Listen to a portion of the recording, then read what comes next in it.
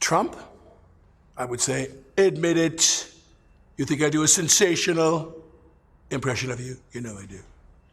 But what I would say to him is, in my opinion, you needed to only make the most modest adjustments.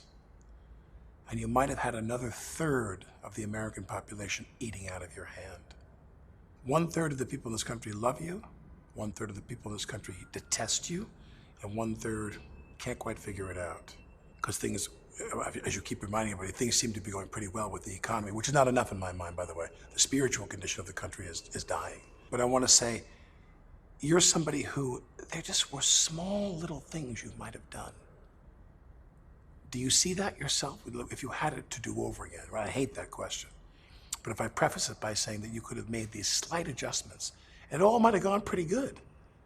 You know, but your administration is in constant turmoil. You're presenting somebody to the American public in a pivotal position in your administration.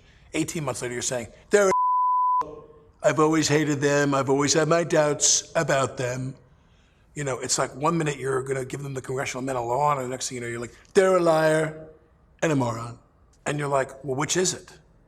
And I want to go, and if people are praiseworthy and you trust them 1 minute, and 18 months later, you're an idiot, is there something wrong with your people's skills and your ability to judge people? You seem to be getting it wrong quite a bit. But I think more importantly, with all the comedy aside, what I want to say to him is like, what's your impression of what the job of the president is now compared to what you thought of it when you started?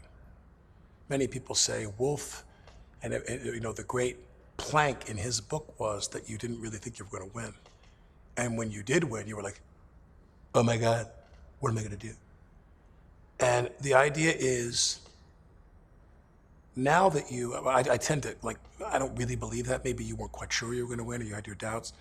But you must have had some sense of what the job was about. Or in the interval between November and January, when you took the oath of office, you might have had you were developing some sense. What is your impression of what the president should do for the country now? And have you been doing that? What are some of the things you haven't been doing that you wish you had done? You might. And of course, if you had a second term, what would you do differently? Maybe that. All those kinds of things, which I have no faith he would answer objectively and honestly.